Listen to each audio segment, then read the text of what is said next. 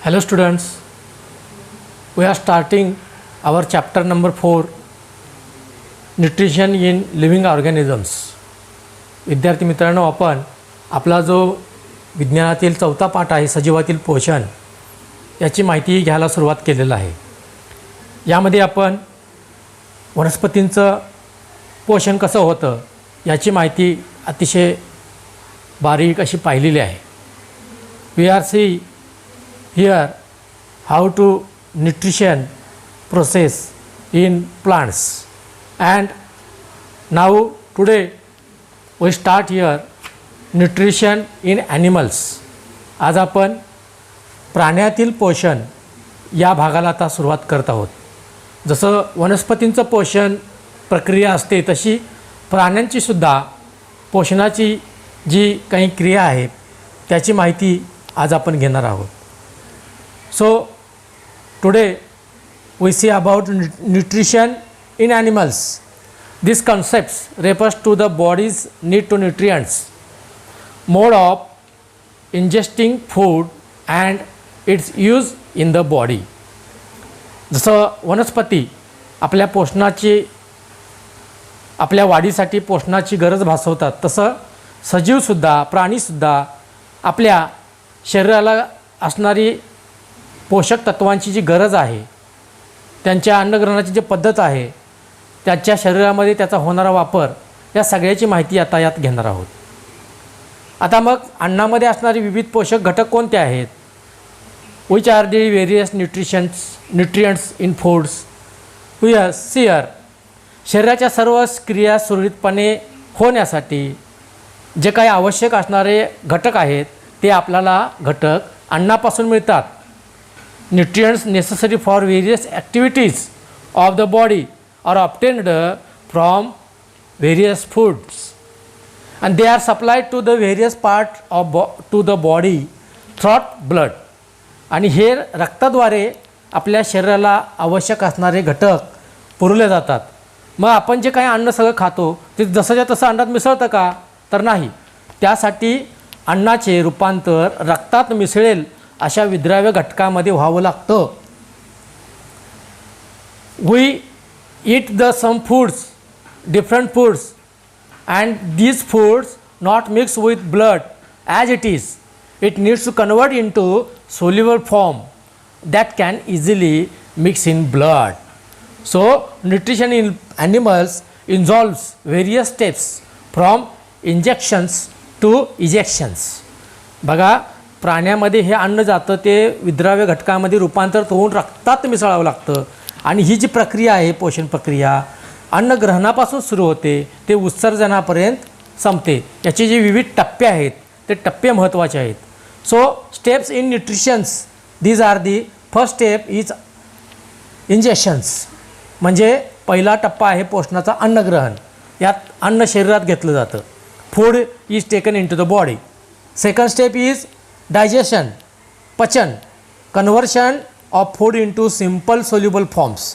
याचं अन्नाचं रूपांतर साध्या विद्राव्य घटकामध्ये होतं, ह्यालाच आपण अन्नपचन म्हणतो. त्यानंतर शोषण, ॲब्सॉर्प्शन, पचनातून तयार झालेले विद्राव्य रक्तात शोषले जातात, म्हणजे transfer of soluble food to the blood. त्याच्यानंतर आहे सात्मीकरण, असायमिलेशन. सात्मीकरण म्हणजे काय? तर शोषलेल्या द्रावणीय अन्नाचे शरीरातील पेशी व ऊतीमध्ये वहन व ऊर्जा निर्मिती केली जाणे, ही क्रिया या ठिकाणी होते. Utilization of absorbed food by cells and tissues for energy production, growth and repair. ऊर्जा निर्मिती, पेशींचं वहन, पेशींची निर्मिती यासाठी याचा उपयोग केला जातो. याला सात्मीकरण म्हणतो. आणि शेवटचा टप्पा आहे उत्सर्जन, दॅट इज द इजेक्शन्स. पचन व शोषण न झालेले उर्वरित जे काही अनावश्यक घटक आहेत ते शरीराच्या बाहेर टाकले जातात. ही प्रक्रिया म्हणजे उत्सर्जन. Removal of waste products of and undigested food from body, याला उत्सर्जन असे म्हणतो. आपल्या सभोवतालचे जे काही प्राणी आहेत, सजीव आहेत, ह्या प्राण्यांचं आपण जर निरीक्षण केलं तर ते प्राणी कशा पद्धतीनं अन्नग्रहणाची क्रिया करतात, त्यांचं पोषण कसं होतं हे आपल्याला माहिती आहे. बरेचसे प्राणी खरवडून खातात, काही चघळून खातात, काही शोषून घेतात, काही गिळतात, तर काही वनस्पती ह्या खरवडून खातात, कुरतडून खातात. अशा पद्धतीनं अन्नग्रहणाच्या वेगवेगळ्या पद्धती आहेत. You must have observed that there are different method of ingestions of food in different animals like swallowing, chewing, sucking, scraping, gnawing, etc. Here there are given a chart. Name of animals म्हणजे प्राण्याचं नाव गाय, अन्नाचा प्रकार grass, हो की नाही, हां म्हणजे गवत, वनस्पती, अन्नग्रहणाची पद्धत च्युईंग, बघा गाय कसं काय करते, च्युईंग करते म्हणजेच चघळते. त्यानंतर बेडूक, याचा जो प्रकार आहे, अन्नग्रहणाचा जो प्रकार आहे तो स्वॉलोईंग म्हणजे गिळतो, आणि अन्नग्रहणाची पद्धत आहे गिळतो स्वॉलोईंग. आणि अन्नाचा प्रकार साधे साधे कीटक, छोटे छोटे लहान किडे, हे काय बेडूक काय करतं, गिळतं. त्यानंतर वाघ घेतला आपण, वाघ काय करतो, लहान लहान प्राण्यांना पकडून खातो. मग त्याची जी पद्धत आहे ती नोविंग, कुरतडून खातो, नोविंग, अशा पद्धतीनं कुरतडणे. अशा प्राण्यांच्या वेगवेगळ्या अन्नाचे प्रकार आहेत, त्यांच्या अन्नग्रहणाच्या पद्धती आहेत. आता या पद्धतीनुसार या प्राण्यांचं पोषण कसं होतं आपण पहिल्यांदा बघूया. पहिलं आहे समभक्षी पोषण म्हणजेच holozoic nutrition. First types of nutrition in animals, first nutrition type is holozoic nutrition म्हणजेच समभक्षी पोषण. आता अमिबासारखी जी एकपेशीय सजीव आहे त्यांचं अन्नग्रहण कसं होतं याचा चार्ट या ठिकाणी दिलेला बघा. अमिबा हा हा जो एकपेशीय प्राणी आहे त्याच्या या केंद्रकात हा जो त्याच्याजवळ आलेला अन्न, तो या ठिकाणी त्याची बॉडी अशी कर्व आपोआप तो एकपेशी असल्यामुळे तो आत असा ऑब्झर्व केला जातो. त्यानंतर ऑब्झर्व केलेला हा जो घटक आहे तो मिटला जातो आणि तो आत जातो आणि केंद्रकामध्ये गेल्यानंतर त्याचं आत अन्नाचं पोषण होतं. अमिबामध्ये हात, तोंड, पाय वगैरे असले काही भाग नसतात, कारण तो एकपेशीय प्राणी आहे. तो शरीराच्या म्हणजे पेशीच्या कोणत्याही पृष्ठभागापासून इकडं कुठंही तो अन्न घेऊ शकतो, यातल्या कुठल्याही भागापासून तो अन्न आत घेऊ शकतो आणि त्याच्यामध्ये तो आत त्याचा समाविष्ट करून घेऊ शकतो. त्यानंतर मग तो अन्नकणावर विविध विक्रांची क्रिया करून त्याचं आत पचन होतं. न पचलेला भाग तेथेच मागे सोडून छद्मपादाच्या सहाय्याने अमिबा काय करतो, पुढे सरकतो. असेच जे काही एकपेशीय सजीव आहेत, अमिबा, युग्लिना, पॅरामेशियम, असे याच पद्धतीनं या क्रियेनं त्यांच्यामध्ये अन्नपोषणाची क्रिया होत असते. So amoeba does not have any organs like hands, mouth. It a unicellular animal, so it can take in food throughout any part of the body surface of its unicellular body. It surrounds the food particle from all sides to take it into the cell. After that, it digests the food with the help of different enzymes, and then undigested food is left behind as the amoeba moves further with the help of pseudopodia in unicellular animals like amoeba, Euglena, Paramecium, etc. This step of the nutrition. Then another step, बहुपेशीय प्राणी, multicellular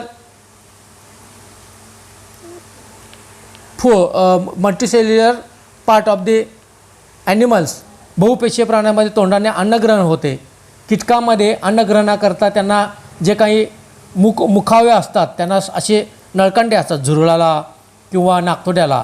झुरळ आणि नाकतोड्याला कुरतडे या कीटकामध्ये जबड्यासारखा महत्त्वाचा भाग असतो. फुलपाखराला नळीसारखी सोंड असते. Insects have mouth part of ingestions of food.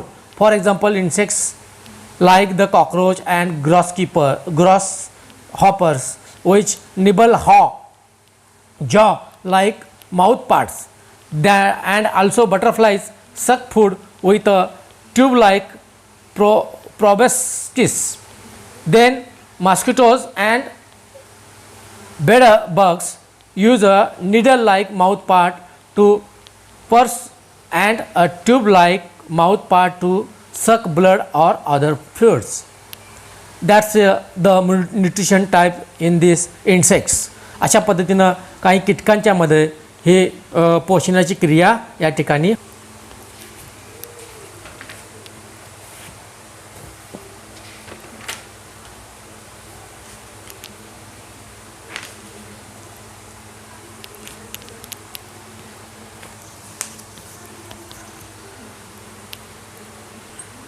त्याचबरोबर काही प्राण्यांच्या मध्ये तीक्ष्ण दात असतात आणि त्या तीक्ष्ण दाताच्या सहाय्यानं ते कुरतडून खातात.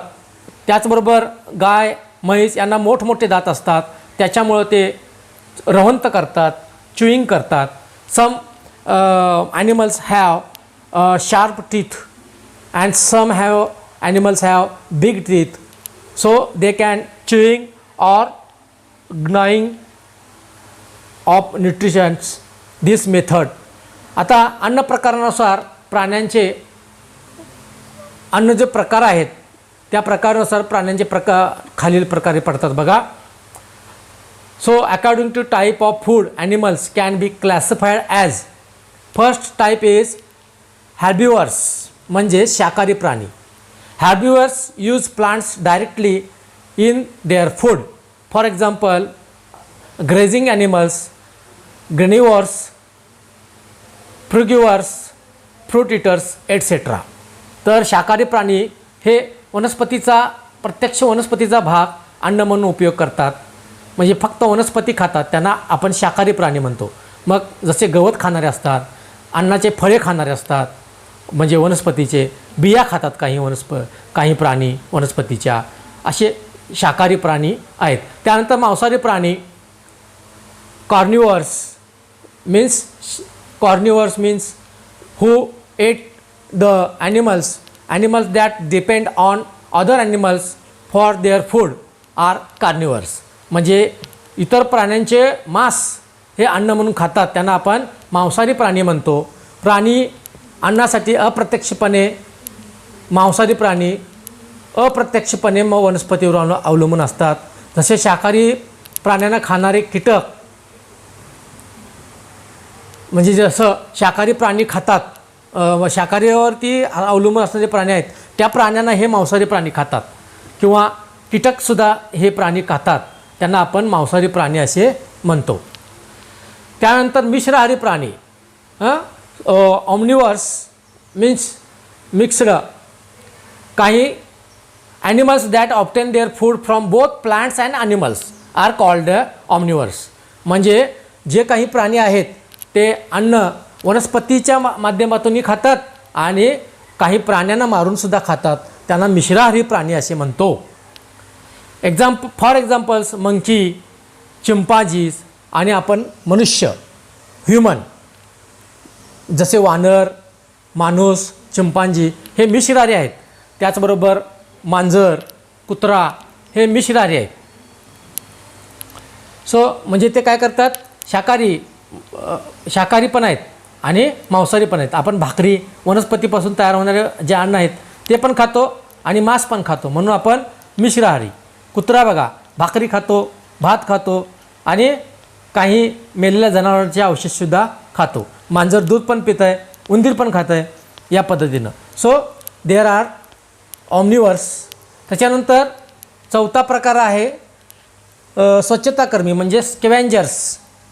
Some of the organisms around perform the function of cleaning and conversion to the environment by the very act of feeding themselves. They are called scavengers and decomposers. म्हणजे आता डिकम्पोजर्स म्हणजे स्कॅव्हेंजर्स म्हणजे काय, हे मृत प्राण्यांच्या शरीरापासून अन्न मिळवून जगतात. उदाहरणार्थ घार, तरस, गिधाडे, कावळे हे जे मेलेले प्राणी आहेत यांचे मांस कुरतडून असं टोचीनं मारून खातात. त्यामुळं त्या प्राण्यांचं काय होतं, कुजण्याची जी क्रिया होते ती त्यामुळं पर्यावरणाचं सुद्धा संरक्षण होतं. So these are the scavengers obtain their food from dead bodies of animals. For example vulture, crow, hyena, etc. And fifth types is decomposers are some microbes which obtain their food by the decomposing the dead bodies of organisms or other materials.